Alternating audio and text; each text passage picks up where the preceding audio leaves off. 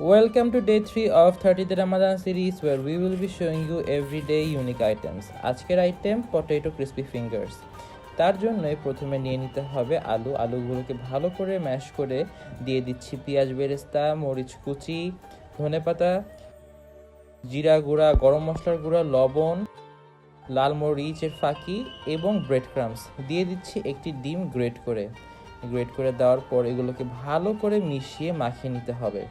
মাখিয়ে নেওয়া হয়ে গেলে আমাদের আলুর মিক্সচারটা রেডি হয়ে যাবে এবং সাথে একটি ডিমও দিয়েছিলাম। মিশ্রণটি রেডি হয়ে আসলে একটি প্যানে অয়েল গ্রিস করে মিশ্রণটিকে দিয়ে ইভেন আউট করে নেব এবং ডিপ ফ্রিজে চিল করতে রাখবো যতক্ষণ পর্যন্ত এটা হার্ড না হয়ে যায়।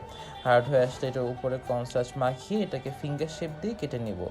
ফিঙ্গার শেপ দিয়ে কেটে এখন এটাকে আমরা জিপলক ব্যাগ অথবা এয়ারটাইট বক্সে পুরো মাস জুড়ে সংরক্ষণ করতে পারবো এবং ইফতারির আগে ভেজে সার্ভ করতে পারবো।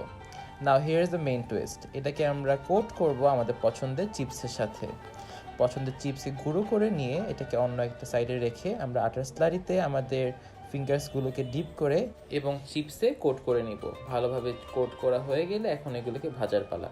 ভাজার জন্য একটি পাত্রে অয়েল নিয়ে এটাকে ভালোভাবে গরম হয়ে আসলে এই ফিঙ্গারগুলোকে দুই পাশ ভালোভাবে ভেজে নিয়ে উঠিয়ে ফেলতে হবে এবং এভাবেই আমাদের তৈরি হয়ে যাবে আমাদের ইজি এবং মজাদার ক্রিসপি পটেটো ফিঙ্গার্স।